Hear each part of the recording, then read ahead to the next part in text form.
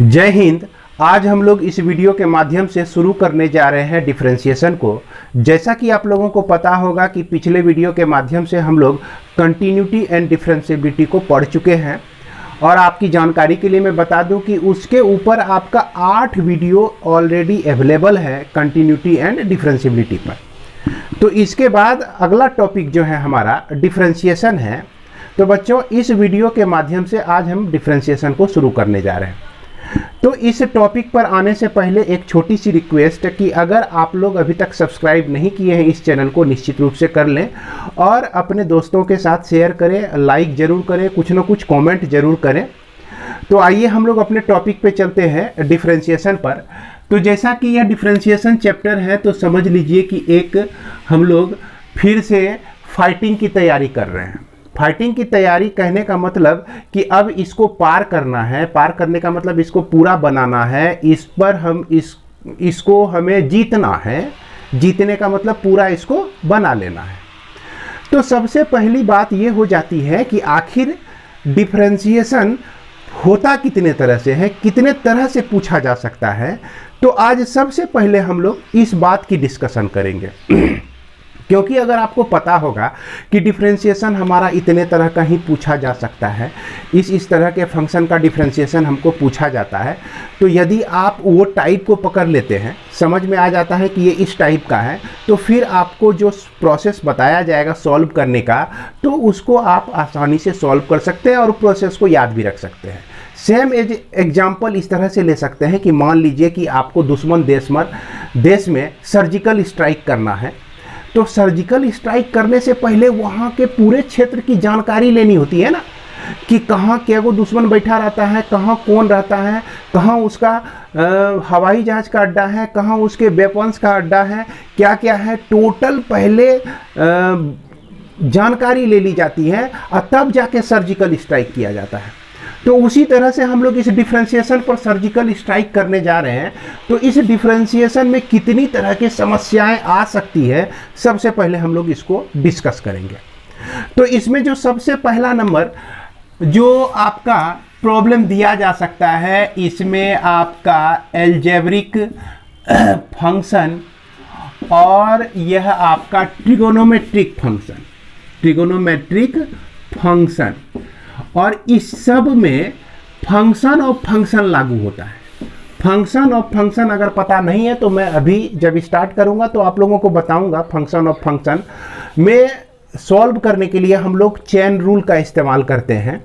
तो इसमें जो इतने भी आपका प्रॉब्लम मिलेंगे उसमें आपको चेन रूल की मदद से इसको सॉल्व करना है। चेन रूल भी हम लोग आगे चल के चर्चा करते हैं।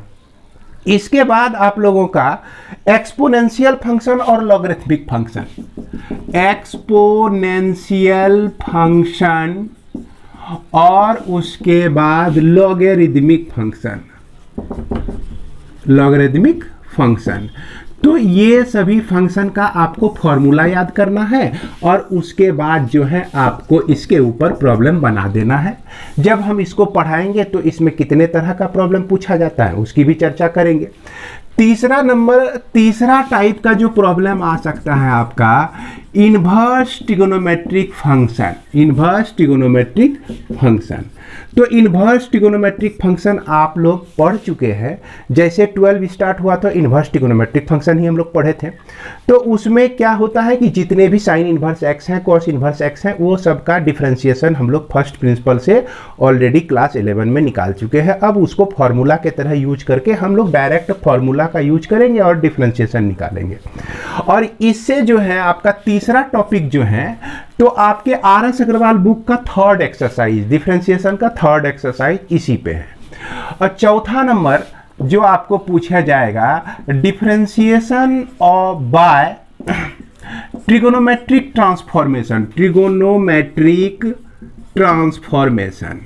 ट्रांसफॉर्मेशन। इसमें क्या होता है कि ट्रिगोनोमेट्री में जितना भी फॉर्मूला पढ़े हैं ना आप लोग क्लास 11 में, सभी फॉर्मूला का उपयोग हम लोग करेंगे इसमें ट्रिगोनोमेट्रिक ट्रांसफॉर्मेशन में। क्लियर है? इसके बाद हमारा पांचवा नंबर इसमें हम लोग को पढ़ना पड़ता है इम्प्लिसिट फंक्शन। इम्प्लिसिट फंक्शन का डिफरेंशिएशन निकालना होता है। हालांकि इम्प्लिसिट फंक्शन कैसा होता है, किस तरह का चेहरा मुहरा का होता है, इसको भी हम लोग बताएंगे जब इम्प्लिसिट फंक्शन पर जाएंगे। और उसके बाद छठा जो नंबर होता है यह आपका डिफरेंशिएशन ही होता है। डिफरेंशिएशन होता है यूजिंग लॉगरिथमिक फंक्शन। तो लॉगरिथमिक फंक्शन का उपयोग करके, है ना, हम लोग जो है डिफरेंशिएशन निकालते हैं। और हम बताएंगे आपको कि इस लॉगरिथमिक फंक्शन का उपयोग हम लोग कहाँ कहाँ करते हैं। ऐसे जानकारी के लिए आप रख सकते हैं कि जहाँ वेरिएबल पे पावर वेरिएबल आ जाए, उसके बाद बहुत सारा अलजेब्रिक एक्सप्रेशन आपका प्रोडक्ट में दिया रहे, तो उस स्थिति में हम लोग लॉगरिथमिक फंक्शन का उपयोग करते हैं, यूज करते हैं। लॉगरिथमिक फंक्शन का यूज करते हैं, यानी कि लॉगरिथम में जितने भी फॉर्मूले हैं वो सब का हम लोग उपयोग करते हैं। इसके बाद सातवां नंबर इनफिनाइट सीरीज पे रहेगा, प्रॉब्लम डिफरेंशिएशन रहेगा। और आठवां number differentiation of one function, है ना, with respect to another function, इस पे आधारित कुछ प्रॉब्लम रहेगा। उसके बाद आपका 9 नंबर में रहेगा पैरामेट्रिक फंक्शन पे डिफरेंशिएशन आपका दिया जाएगा। उसके बाद 10वां नंबर जो है आपका सेकेंड ऑर्डर डेरिवेटिव होगा। डेरिवेटिव कहने का मतलब क्या हो गया भाई, डिफरेंशिएशन हो गया। तो आपको एग्जाम में जितने भी प्रॉब्लम पूछे जाएंगे या कहीं भी किसी भी कंपटीशन में कोई भी प्रॉब्लम डिफरेंशिएशन का पूछा जाता है, तो यह जो आप देख रहे हैं ना 10 उंगली, तो 10 टाइप में से ही किसी एक टाइप का होगा। अब तो ये हम लोग को जानकारी हो गई कि डिफरेंशिएशन में 10 टाइप का ही प्रॉब्लम हो सकता है। और हर एक टाइप के लिए 2-4 तरीके हो सकते हैं, हर एक चीज के लिए 3-4 तरीके हो सकते हैं। हर एक टाइप के लिए जितने भी टाइप हैं, जैसे मान लीजिए कि 3 नंबर ही है, तो 3 नंबर में जो इन्वर्स ट्रिगोनोमेट्रिक फंक्शन है, इसको बनाने, इसमें जो है 4 तरह का प्रॉब्लम आपको पूछा जा सकता है। मान लीजिए 5 तरह का प्रॉब्लम पूछा जा सकता है, यही किया जा सकता है। लेकिन होगा तो वो इन्वर्स ट्रिगोनोमेट्रिक फंक्शन ही, पहचान तो जाएंगे हम लोग इन्वर्स ट्रिगोनोमेट्रिक फंक्शन का ही है। अब मान लीजिए कि यहाँ पर आपको दिया गया है जैसे डिफरेंशिएशन यूजिंग लॉगरिथमिक फंक्शन, तो इसमें ज़्यादा से ज़्यादा 3 तरह का प्रॉब्लम आपका पूछा जा सकता है। अगर आपको याद है कि लॉगरिथमिक यूज करके हम लोग 3 तरह के प्रॉब्लम बना सकते हैं, वो 3 तरह के प्रॉब्लम कौन कौन से हैं उसको भी जानकारी में अगर रख लेते हैं, तो आपको निश्चित रूप से इस तरह के फंक्शन का डिफरेंशिएशन निकालने में दिक्कत नहीं होगी। अब जो है हम बारी बारी से आपको एक एक करके डिस्कस करते जाएंगे। हर एक के लिए समझ लीजिए एक वीडियो बनने वाला है, कम से कम 10 वीडियो तो आप लोगों के लिए बनेगा ही। ये डिफरेंशिएशन पर 10 टॉपिक हो जाता है, 10 तरह के डिफरेंशिएशन हमको दिया जा सकता है, तो 10 वीडियो तो बनेगा ही, और इससे ज़्यादा भी बन सकता है ना। तो बारी बारी से हम लोग एक एक को उठाएंगे। जैसे सबसे पहले हमारा टारगेट है अलजेब्रिक फंक्शन और ट्रिगोनोमेट्रिक फंक्शन, इस पर सारे प्रॉब्लम को सॉल्व करेंगे। और जो कि RS अग्रवाल बुक में आप जब पहला एक्सरसाइज निकाल के देखेंगे डिफरेंशिएशन का, तो उसमें आपको दिखेगा इसी पर आधारित सारे प्रॉब्लम। तो आइए अब हम लोग पहले टाइप के प्रॉब्लम को डिस्कस करते हैं। तो आप अपनी बुक को उल्टाइए, RS अग्रवाल बुक को देखिए। इसमें जो आपका डिफरेंशिएशन का सबसे पहला टॉपिक है जो है वो आपका डेरिवेटिव ऑफ सम फंक्शन। तो यहाँ सम फंक्शन कहने का मतलब मुख्यतः हम लोग अलजेब्रिक फंक्शन और ट्रिगोनोमेट्रिक फंक्शन को ही इंक्लूड करेंगे। तो सबसे पहले हम लोग देखते हैं फॉर्मूला। हालांकि ये जितने भी फॉर्मूले हैं सारे फॉर्मूले को आप क्लास 11 में पढ़ चुके हैं। अब ये ज़रूरी हो जाता है कि भाई आप लोग याद रखिए। अगर याद नहीं रखेंगे तो लंगड़े लूल्हे के तरह चलेंगे। जैसे अटक अटक के देखे होंगे कि किसी का पैर खराब है तो बहुत अटक अटक के एक जगह से दूसरे जगह तक पहुंचता है, उसी तरह से आपका भी हाल हो जाएगा। अगर आप फॉर्मूला याद नहीं रखते, आप कॉपी पे अटक अटक के चलिएगा, आप रुक जाइएगा। आपको याद नहीं है, फॉर्मूला को ढूंढ रहे हैं तो फॉर्मूला मिलेगा तब ना आप आगे बढ़िएगा। तो इसीलिए फॉर्मूला को, मेरी बात मानिए, डेली 1 महीना तक, सिर्फ 1 महीना तक ट्रिगोनोमेट्री का जितना भी फॉर्मूला है सुबह उठ के आप जो है उसको पहले लिख लीजिए। अगर आपको याद नहीं होता है तो फॉर्मूला को याद रखने के लिए डेरिवेटिव फॉर्म में, मतलब डिराइव करके हम सारे फॉर्मूले को लिख सकते हैं। फॉर्मूला के लिए एक स्पेशल वीडियो हमने क्लास 11 में बना दिया था, उसको आप जरूर देख लीजिएगा। तो derivative of a sum function में सबसे पहले हम लोग ये फॉर्मूला जाने, डेरिवेटिव ऑफ, है ना, trigonometric function and algebraic function, algebraic function, ये चीज है ना। इसमें हम लोग को याद होगा d/dx x पर power n, n into x पर पावर n-1 होता है। और दूसरा आपको याद रखिए, दूसरा ये याद रखिए भाई, डिफरेंशिएशन ऑफ कांस्टेंट, है ना। कांस्टेंट टर्म का डिफरेंशिएशन जो होता है 0 होता है। जैसे मान लिया जाए कि डिफरेंशिएशन करने के लिए कह दे 4 को, तो यह आपका 0 हो जाएगा। डिफरेंशिएशन करने के लिए कह दे कि 100 का डिफरेंशिएशन बताइए भैया, तो कहेंगे कि ये आपका क्या होगा, 0 हो जाएगा। इसके बाद तो देखिए अलजेब्रा में तो सिर्फ एकलौता यही फॉर्मूला है। यही फॉर्मूला से जितने भी पोलिनोमियल है, जितने भी पोलिनोमियल है दुनिया में, सारे पोलिनोमियल का डिफरेंशिएशन इसी एक फॉर्मूला से हो जाता है। यही एक फॉर्मूला जो है काफ़ी है अलजेब्रिक फंक्शन को कवर करने के लिए। इसके बाद हम लोग चलते हैं दूसरा number, differentiation of sine x का क्या होता है, याद कीजिए। cos x होता है, डिफरेंशिएशन ऑफ cos x का क्या होता है, तो cos x का डिफरेंशिएशन माइनस साइन x होता है। उसके बाद डिफरेंशिएशन tan x का sec स्क्वायर x होता है। डिफरेंशिएशन ऑफ cot x का माइनस cosec स्क्वायर x होता है। डिफरेंशिएशन ऑफ sec x का sec x into cosec tan x होता है। और डिफरेंशिएशन ऑफ आपका cosec x का minus cosec x into cot x होता है। तो बच्चों ये सारा फार्मूला जो है आपका बेसिक फार्मूला है और इसको आप लोग एकदम याद कर लीजिएगा, क्योंकि पहला चैप्टर बनाना है। इतने सा फार्मूला है, ज़्यादा नहीं है, जिसको आप लोग क्लास 11 में भी पढ़ चुके हैं।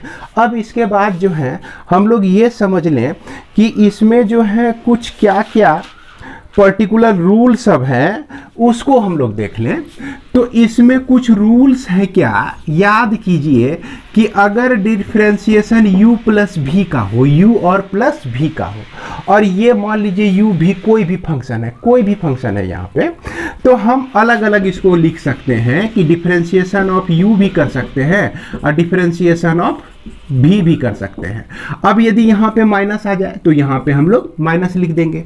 उसके बाद आपको याद होगा अगर u इंटू भी के फॉर्म में हो और इसका डिफरेंशिएशन आपको निकालना हो, u इंटू भी के फॉर्म में कहने का मतलब कि यहाँ पर एक ट्रिगोनोमेट्रिक फंक्शन दे दिया और यहाँ पर आपका एक एल्जेब्रिक फंक्शन दे दिया, तो क्या करेंगे भैया, तो u को कांस्टेंट रख के v को आप डिफरेंशिएट कर दीजिए, है ना। ये सब जानते होंगे। देखिए आपको लगता होगा कि फालतू ये सब चीज़ पढ़ा रहे हैं सर, लेकिन उकताइएगा नहीं, इसमें जो है आपको कुछ नया भी मिलने वाला है। u बाय v का करना है तो v into d u by d x लिखते थे, अब minus u into d v by d x लिखते थे, अब बाय हम लोग क्या कर देते थे, v का स्क्वायर कर देते थे। तो ये रूल के तहत जो है ना, दो फंक्शन जब आ जाए हम लोग को परेशान करने के लिए, तो उसमें ये रूल सब लगा के उसको डिसमिस कर देना है। अब आगे बढ़ते हैं हम लोग और हम लोग समझते हैं कि कंपोजिट फंक्शन क्या है। तो यहाँ पर हम लोग समझते हैं कंपोजिट फंक्शन। तो कंपोजिट फंक्शन को दूसरे शब्दों में हम लोग फंक्शन ऑफ फंक्शन भी कह सकते हैं, फंक्शन ऑफ फंक्शन भी कह सकते हैं। अब देखिए फंक्शन ऑफ फंक्शन को हम लोग पढ़ेंगे, जैसे यह फंक्शन जो पहचानेंगे कैसे, इसको समझिए। ये आपका कोई फंक्शन दिया गया है और साइन एक्स का स्क्वायर दिया गया है, ठीक ना। तो ये जो है आपका फंक्शन ऑफ फंक्शन का है। कैसे हम लोग जानेंगे, आप जितने भी फॉर्मूला हमने लिखाया आपको, टोटल फॉर्मूला को रिवाइंड कीजिए और ये सोचिए कि यहाँ पर हमने क्या साइन एक्स स्क्वायर के लिए डायरेक्ट फॉर्मूला पढ़ा है, नहीं पढ़ा है। अब यहाँ पर हम देखते हैं कि एक्स स्क्वायर अगर रहता तो इसके लिए एक फॉर्मूला था, हम इसको 2 इंटू एक्स पर पावर 2 माइनस 1 2x लिख सकते थे, लेकिन यह साइन भी इसके साथ आ गया। अगर साइन सिर्फ x रहता तो हमारा फॉर्मूला था। तो याद कीजिए कंपोजिट फंक्शन में क्या होता है। तो कंपोजिट फंक्शन जो होता है वो फंक्शन ऑफ फंक्शन होता है। जैसे अगर हम यहाँ gx को मान ले x का स्क्वायर और यह एफ टी को मान ले हम लोग साइन टी, तो देखिए कि ये दोनों चीज जो है ना, दोनों फंक्शन जो है डिफरेंशिएबल है, डिफरेंशिएट हो सकता है, डायरेक्ट इसमें फॉर्मूला लगा सकते हैं। लेकिन यहां पर एफ कंपोजिशन अगर जी लिखते हैं आप, इस दोनों को मिलाते हैं, मिलाने का मतलब हो गया भैया कि एफ जी एक्स ऐसे लिखेंगे और उसके बाद हम देख रहे हैं क्या, जी एक्स का मान जो है एक्स स्क्वायर है, एक्स स्क्वायर रख दिए। अब एफ टी अगर साइन टी है तो टी के जगह पे एक्स स्क्वायर रख दिए, तो यह साइन एक्स का स्क्वायर हो गया। तो देख रहे हैं, इसीलिए यह जो है कंपोजिट फंक्शन है, एफ और जी का कंपोजिशन है, एफ और जी का कंपोजिशन है ये फंक्शन। तो यहां दो फंक्शन का कंपोजिशन है, इसीलिए यहां पर हम लोग कहते हैं फंक्शन ऑफ फंक्शन। देखिए फंक्शन है ये और फिर इसका फंक्शन हो गया। कहीं कहीं ऐसा होगा एफ जी एक्स जी और यह एच एक्स, इस तरह का आपको फंक्शन मिल जाएगा, इस तरह का फंक्शन मिल जाएगा। यानी कि एफ कंपोजिशन जी कंपोजिशन एच, इस तरह से आपको मिल जाएगा। यानी कि फंक्शन ऑफ फंक्शन, ये तो ये फंक्शन पहले से है, ये है, इसके ऊपर भी फंक्शन है, अब फिर देखिए इसके ऊपर भी यह फंक्शन बन रहा है। तो इसीलिए हम इसको फंक्शन ऑफ फंक्शन भी बोलते हैं, हालांकि यह कंपोजिट ऑफ फंक्शन है। तो इस तरह के फंक्शन को हम लोग डिफरेंशिएट करने के लिए, आपको याद होगा क्लास 10 में, 10 कहते हैं, क्लास 11 में आप लोग पढ़े थे चेन रूल। तो चेन रूल में क्या होता है कि हम लोग इस तरह से फंक्शन को अलग अलग कर देते हैं। जैसे ये फंक्शन जो है आपका, क्या माने हम लोग इस फंक्शन को एफ एक्स को, जैसे मान लीजिए कि ये y है तो y equal to sine t माने, और t के जगह पे हमारा क्या हो गया, एक्स स्क्वायर आ गया। तो इस फंक्शन को मानने के बाद आप एक चीज को वेरीफाई कीजिए, कैसे आपको पता चलेगा कि हमने जो माना है यह सही माना है या गलत माना है। तो आप देखिए कि इसको आप डायरेक्ट फॉर्मूला पे डिफरेंशिएट कर सकते हैं, तो आपका जवाब आएगा यस सर। इसको क्या आप डायरेक्ट फॉर्मूला पर डिफरेंशिएट कर सकते हैं, तो इसमें भी यस सर। तो हमारा फंक्शन ऑफ फंक्शन में जो इसको ब्रेक किए हैं ये बिल्कुल सही है। यही चीज है आपका, यही तरीका है आपका चेक करने का। तो इस तरह से हम पता लगा लिए भाई ये दोनों ठीक हैं। अब इसको जब हम डिफरेंशिएट करते हैं t के रेस्पेक्ट में, तो d upon d t sine t लिखते हैं, और इसको हम डिफरेंशिएट करते हैं x के रेस्पेक्ट में, d upon D x, x का स्क्वायर लिख देते हैं। साइन t का डिफरेंशिएशन जो होता है आपका कॉस t होता है, dy by d t equal to cos t हो गया, और dt बाई डी एक्स जो हो गया आपका 2x हो गया। अब यहाँ पर एक चीज बनता है कि सर अगर ये जो y बराबर साइन टी था, अगर इस y को हम डायरेक्ट x के रेस्पेक्ट में डिफरेंशिएट कर देते हैं तो क्या होता है। तो यहाँ पर दो सिचुएशन क्रिएट हो जाता है। अगर साइन टी को हम कहते हैं कि डायरेक्ट dx के रेस्पेक्ट में डिफरेंशिएट करें, सबसे पहली बात यह है कि यहाँ पर वैरी कर रहा है आपका x के रेस्पेक्ट में आपका यह डिफरेंशिएट हो रहा है, यहां पर ध्यान दीजिएगा। और इसमें अगर x का फंक्शन है तो यह डिफरेंशिएट होगा। अगर इसमें दूसरा कंडीशन, अगर इसमें x का कोई फंक्शन मौजूद नहीं है तो यह डायरेक्ट जीरो हो जाएगा। फिर से सुनिए, अगर t के साथ x जुड़ा हुआ है, t का रिलेशन x के साथ है और x के रेस्पेक्ट में इसको डिफरेंशिएट कर रहे हैं, तब तो हम इसको जीरो नहीं कर सकते हैं। अब देखिए t आपका स्वतंत्र है, x से इसको कोई मतलब नहीं है, तो इस स्थिति में जो है यह जीरो हो जाता। ऐसे भी अगर एक दो चीज़ ध्यान रखेंगे कि अगर डिफरेंशिएशन आपका x के रेस्पेक्ट में है, ये मान लीजिए डिफरेंशिएशन आपका u के रेस्पेक्ट में है और यहाँ एक्स स्क्वायर प्लस 1 दिया गया है और हमको पता चल रहा है कि x को u से कोई मतलब नहीं है, x को u से कोई मतलब नहीं है, तो इसको हम लोग कांस्टेंट के तरह समझेंगे और इसका डिफरेंशिएशन हम लोग 0 लिख देंगे।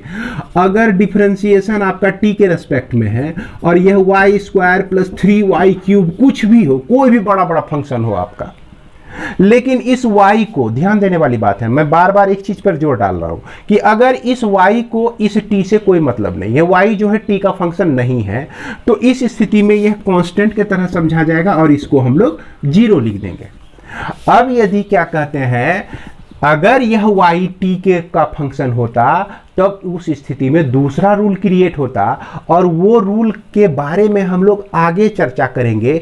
इस बात को लॉक कर लीजिएगा आप लोग, है ना, लॉक कर लीजिएगा, लॉक नंबर 1 लिख लीजिएगा आप अपने दिमाग में, ठीक ना। अब मान लीजिए कि यहाँ ऐसा क्यों हुआ, इसका अगर जो यह y जो है आपका t का फंक्शन होता तब किस रूल में लागू होता, तो वहाँ पर आप खाली लॉक 1 लिख के भेज दीजिएगा तो हम समझ जाएंगे कि ओ ई फंक्शन से रिलेटेड आपके दिमाग में लॉक लगा हुआ, ई लॉक को हमको खोलना है, समझ गए, हम ये आपको सिंबल दे रहे हैं लॉक 1। तो चलिए अब आगे बढ़ते हैं, और अभी तो हम लोग को ये शुरुआत ही किए हैं तो इतना गहराई में नहीं जाना है। तो इस तरह से डिफरेंशिएट करते थे। अब फिर उसके बाद हम लोग, आप लोग को याद होगा कि dy बाई डी एक्स को हम लोग लिखते थे dy बाई डी टी, और फिर dt बाय डी एक्स लिखते थे, और dy बाई डी टी का वैल्यू जो है यह cos t निकला हुआ है, और फिर dt बाई डी एक्स का वैल्यू 2x निकला हुआ है, और t का मान जो है हम लोग रख देते हैं तो यह cos x का स्क्वायर इंटू 2x हो गया। तो इसी को जरा सा स्टैंडर्ड फॉर्म में लिख दीजिए, तो 2x इंटू कॉस एक्स का स्क्वायर हो गया, यही आपका हो गया डेरिवेटिव हो गया। क्लियर है। अब यदि आपको ये समझ में आ जाता है कि ये जो फंक्शन है, ये जो फंक्शन है आपका, इस फंक्शन में यह फंक्शन जो है आपका कंपोजिट फंक्शन है, और कंपोजिट फंक्शन जो है आपका किसका किसका है, साइन टी का और एक्स स्क्वायर का। हम लोग जान रहे हैं कि साइन टी का और t equal to x square का ये फंक्शन है।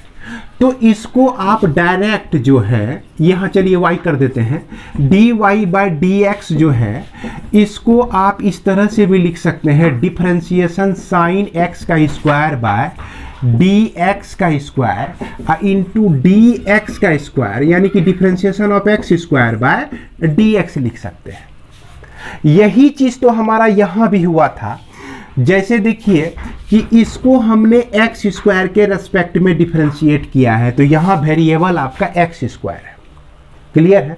और ये जो फॉर्मूला हम लोग पढ़ते हैं ना, sine x equal to cos x, अब इस एक्स के जगह पर जो कुछ भी रख दीजिए, जैसे मान लीजिए कि d अपॉन डी पापा रख दिए, क्या रख दिए भाई, पापा जी को रख दिए, तो साइन के साथ भी अगर पापा रखा जाएगा तब इसको हम लोग कॉस पापा कह देंगे, है ना, कॉस पापा कह देंगे, क्योंकि पापा के रेस्पेक्ट में ये आपका डिफरेंशिएट हो रहा है। अगर यहाँ पर कोई दूसरा टर्म आ जाए, कोई दूसरा सिंबल आ जाए, तीसरा सिंबल आ जाए, चौथा सिंबल कुछ भी आ जाए, लेकिन अगर यहाँ डिफरेंशिएट कर रहे हैं पापा के रेस्पेक्ट में और साइन के साथ मम्मी आ जाए, क्या आ जाए, मम्मी आ जाए, तो भैया क्या हो जाए, तो 0 हो जाएगा, क्योंकि यहाँ पर जो है इस वेरिएबल के रेस्पेक्ट में डिफरेंशिएट कर रहे हैं और इस वेरिएबल को इससे कोई मतलब ही नहीं है, भारी दुश्मनी है इस दोनों में, कोई मतलब ही नहीं है, तो क्या हो जाएगा, रिजल्ट हो जाएगा 0, तबाही हो जाएगी।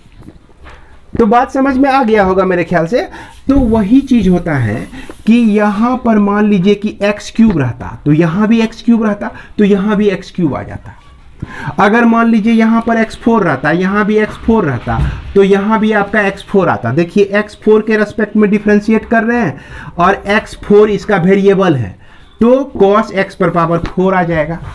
तो हालांकि ये छोटा मोटा बात आप लोग जानते होंगे पहले से भी, लेकिन चूंकि ऑनलाइन पढ़ा रहे हैं, पता नहीं चलता है कितने बच्चे को समझ में आता है, कितने बच्चे को नहीं समझ में आता है। और आप लोग कमेंट भी बहुत कम करते हैं, कंजूसी करते हैं, तो स्वाभाविक है, तो मैं फालतू सब चीज़ तो बताऊंगा ही। तो खैर बच्चों, जो आपको ज़रूरत महसूस हो, जो अच्छा लगे उसी चीज़ को ग्रहण कीजिए, बाद बाकी फालतू चीज़ को फेंक दीजिए, हटा दीजिए। तो इसको हम क्या लिख सकते हैं, cos x का स्क्वायर लिख सकते हैं, और इसको हम लोग क्या लिख सकते हैं, 2x लिख सकते हैं। बतवा वही हो जाता है, ये बात यहाँ पर था, यही बात हम इस तरह से भी प्राप्त करते हैं। अब जो है हम लोग बनाएंगे इसके ऊपर प्रॉब्लम, एक्सरसाइज के कुछ प्रॉब्लम को। तो आइए इसके बाद हम लोग कुछ प्रॉब्लम को सॉल्व कर लेते हैं। इसमें आप देख सकते हैं अपने बुक RS अग्रवाल का यह सबसे पहला एक्सरसाइज डिफरेंशिएशन का, जिसमें आपके पहले एक्सरसाइज से मैंने 4 प्रॉब्लम को उठाया है। इस 4 प्रॉब्लम को हम लोग सॉल्व करेंगे इस वीडियो में, और इसके बाद जो है अगले वीडियो में कुछ और भी प्रॉब्लम को सॉल्व करेंगे। जैसा कि आप लोग देख पा रहे हैं कि जैसे हमारा यह पहला फंक्शन जो दिया गया है यह sin 5x है। तो देखिए sin 5x के लिए डायरेक्ट कोई फॉर्मूला नहीं है, तो इसको हम लोग किस तरह से सॉल्व करेंगे। तो इसमें y को आप sin t मानिए और t का जो वैल्यू है 5x लिख दीजिए। अब आप देखिए, आप फॉर्मूला सारा जान रहे हैं और रूल भी जान रहे हैं। रूल कहने का मतलब कि u प्लस v में रहे तो उसको कैसे डिफ्रेंशिएट करेंगे, u इंटू v में रहे तो कैसे डिफ्रेंशिएट करेंगे, u बाय v में रहे तो कैसे डिफ्रेंशिएट करेंगे। तो फॉर्मूला और रूल दोनों को दिमाग में रख के ये सोचिए कि दोनों को हम डिफरेंशिएट कर सकते हैं कि नहीं। तो बिल्कुल कर सकते हैं, इसको t के रेस्पेक्ट में कर सकते हैं, इसको x के रेस्पेक्ट में कर सकते हैं। यानी कि इसमें जो 2 फंक्शन का कॉम्बिनेशन है, हम दोनों फंक्शन के कॉम्बिनेशन को अलग अलग करने में कामयाब हो गए, 2 फंक्शन बनाने में कामयाब हो गए। अब हमको फार्मूला लगाकर इसका डेरिवेटिव निकाल देना है। dy by dt equal to आपका हो गया cos t हो जाता है, और dt by dx equal to सिर्फ 5 हो जाता है। x का डिफ्रेंशिएशन आपका 5 होता है। इसको बच्चों आप चाहे, अगर ये आपको समझ में आता है, ये चीज़ समझ में आ रहा है आपको, इसमें कहीं कोई तरह की दिक्कत नहीं हो रही है फंक्शन और फंक्शन को पकड़ने में, तो आप इसको डायरेक्ट भी कर सकते हैं। dy बाई dx लिखिए और डिफ्रेंशिएशन ऑफ sin 5x को डिफ्रेंशिएशन 5x के रेस्पेक्ट में कर दीजिए, और फिर डिफ्रेंशिएशन 5x को x के रेस्पेक्ट में डिफ्रेंशिएट कर दीजिए। तो इससे आपको मिल गया cos 5x और इससे मिल गया 5, इट मीन्स 5 cos 5x आप लिख सकते हैं। और इस तरह से भी आप देखेंगे तो cos t इंटू 5 आएगा। t का जो वैल्यू है जैसे आप रखेंगे 5x तो यही चीज़ आपको मिल जाएगा। अब चूंकि ये सब जो प्रोसेस था आपका क्लास 11 तक चलता था, अच्छा लगता था, बड़ा बड़ा अलग अलग करके फिर हर एक का डिफ्रेंशिएशन निकालते थे, फिर उसके बाद बनाते थे। अब 12 में आ गए हैं तो डायरेक्ट इस तरह से सॉल्व कीजिए तो बड़ी अच्छी बात है। इसमें भी बिल्कुल ही गलत इसे नहीं माना जाएगा, है ना। इसके बाद हम लोग देखते हैं तीसरा नंबर, इसमें कहता है y equal to cot square x है आपको, तो dy बाई dx डायरेक्ट लिखिए और डिफ्रेंशिएशन ऑफ, है ना, ये आपका कॉट x का होल स्क्वायर, अब फिर यह कॉट x के रेस्पेक्ट में इसको डिफ्रेंशिएट कीजिए, और फिर इस कॉट x का डिफ्रेंशिएशन x के रेस्पेक्ट में कीजिए। और एक बात यहाँ पर ध्यान दीजिएगा, है ना, यहाँ ध्यान देने वाली बात ये है कि अगर कोई भी फंक्शन, जैसे यहाँ कॉट x का होल पावर 2 था, कोई भी फंक्शन में होल पावर समथिंग रहे, तो जिस पर होल पावर आ रहा है, जो उसका बेस होता है, उस पूरे बेस को कोई एक फंक्शन आप, मतलब एक वेरिएबल मान सकते हैं। जैसे अगर इसको फंक्शन ऑफ फंक्शन में ब्रेक करते हैं हम लोग, तो यहाँ पर इसको हम लोग देखिए, यहाँ पर देखिएगा y इक्वल टू जैसे कॉट x का होल स्क्वायर है, तो y इक्वल टू हम लोग लिखेंगे t स्क्वायर, और फिर t को जो है लिखेंगे हम लोग कॉट x लिखेंगे। अब इस दोनों फंक्शन को मिला दीजिए, कंपोजिट कर दीजिए, एक जगह कर दीजिए, तो आपको मिल जाता है यही फंक्शन, है ना। तो इसलिए हम जब इसको डिफरेंशिएट करेंगे, इसको जब डिफरेंशिएट करते हैं dy बाई dt लिखते हैं, तो इस डिफरेंशिएशन टी स्क्वायर का टी के रेस्पेक्ट में होता है और यहाँ dt को x के रेस्पेक्ट में डिफरेंशिएट करते हैं, तो यह डिफरेंशिएशन आपका हो जाता है x के रेस्पेक्ट में cot x का। बच्चों थोड़ी सी बोर्ड पर धूप आ रही है, व्यवस्था की कमी है, चिंता नहीं करना है, पढ़ाई ठीक से करना है। और ये चीज़ आपको दिख रहा होगा, किसी तरह से तो दिख ही रहा होगा, समझ में आ रहा होगा, तो इस सब को नेगलेक्ट कीजिएगा, थोड़ी मोड़ी कमी को नेगलेक्ट कीजिएगा, पढ़ाई पे ध्यान देना है। तो इस तरह से आप लिखिए या इसको इस तरह से लिखिए, कोई फर्क नहीं पड़ता है। और जैसे कि यहाँ टी स्क्वायर का डिफरेंशिएशन जो है 2t होता है, तो ये आपका 2 cot x हो गया इसका डिफरेंशिएशन, और इसका जो डिफरेंशिएशन हो गया आपका cot x का होता है भैया माइनस cosec स्क्वायर x होता है। तो इस तरह से इसको हम लोग डिफरेंशिएट कर सकते हैं। इसके बाद देखिए आपका अगला जो प्रॉब्लम है, इसमें दिया गया है y equal to root under 10x।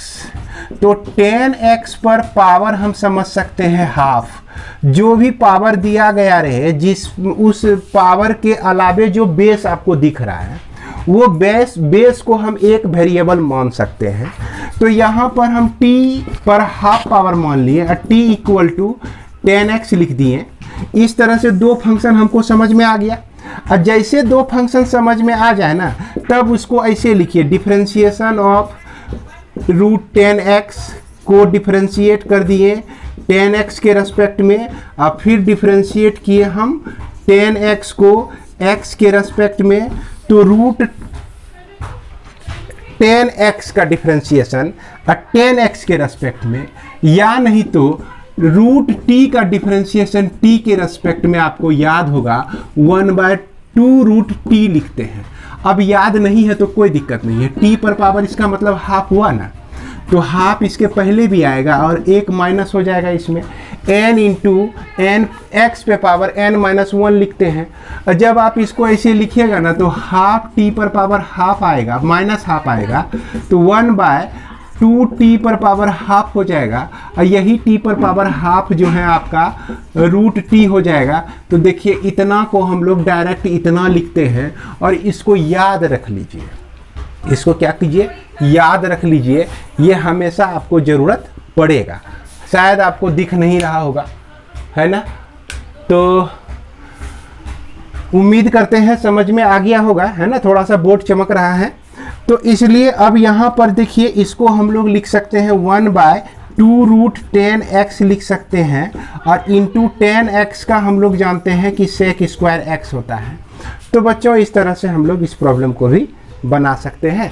अब देखिए लास्ट प्रॉब्लम समझ लीजिए, अगर कहीं कन्फ्यूजन आपका बचा होगा तो इसमें ये प्रॉब्लम समझने के बाद जो है ना आपका कन्फ्यूजन नहीं रहेगा। तो आइए हम लोग देखते हैं उस प्रॉब्लम को।